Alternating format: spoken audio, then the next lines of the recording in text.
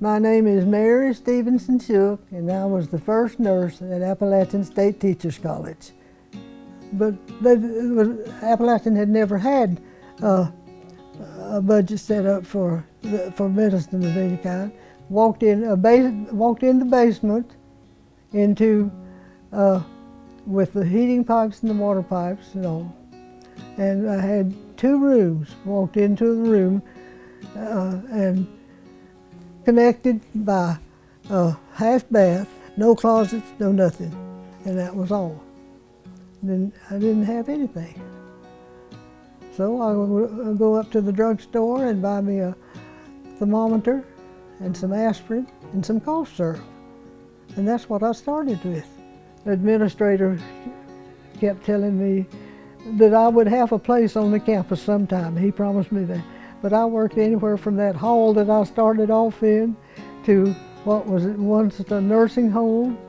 And then I went into the basement of a dormitory and worked in that, and finally ended up in the building that we're in now. Making decisions what to do with sick students was my main concern. I remember dealing with the polio situation, and it was no fun. Not as bad as it was in a lot of places. They tried to prevent spreading it by keeping it all in one place. That was before we had vaccine. They converted a hotel, I think, in Hickory for this area, and then we would take turnabout sending nurses from different hospitals and health departments. We'd take days off and go work for polio. Same way with flu shots. We had 4,000 students, and we had 3/4 of the students in the bed at the same time and sick.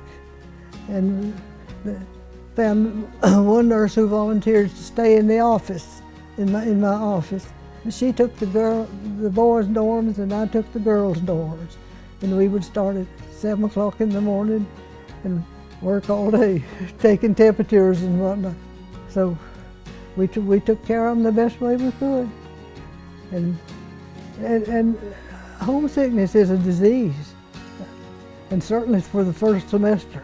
The boys were just coming back from service, you know, and at that time, and we had a lot of students right within a 50-mile radius that was homesick, and I took many a one home with me overnight. We just sort of be mama to them until it got ready for them to go to bed, and make them comfortable, and get them a good night's sleep, wake them up and give them breakfast and take them back to school.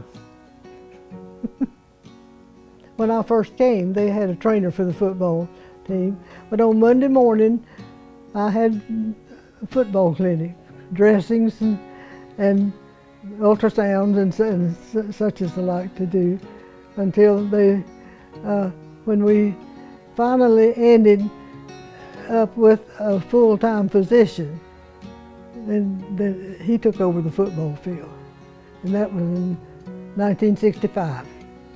But we got along. I don't know how, but we did. Well, when I had time, trying to do something about a student health service was about as more important than anything else, because at that time, the larger schools in the states, of course, had student health services and them financed and everything. And we were just building.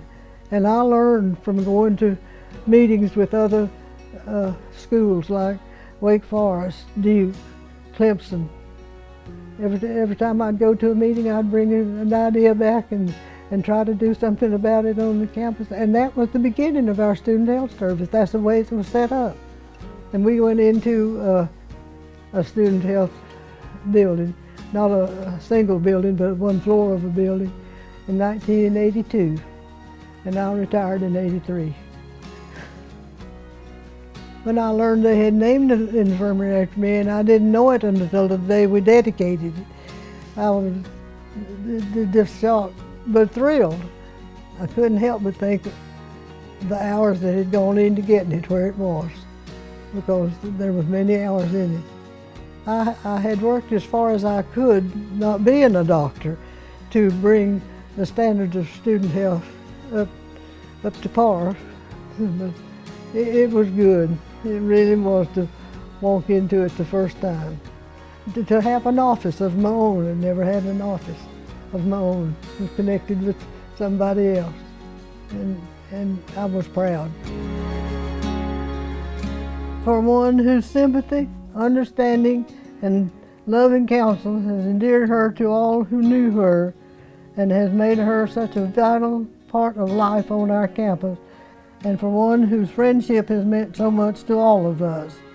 We, the staff of the 1955 Rhododendron, do dedicate the volume to one whom we respect so highly and love so dearly, Mrs. Shook.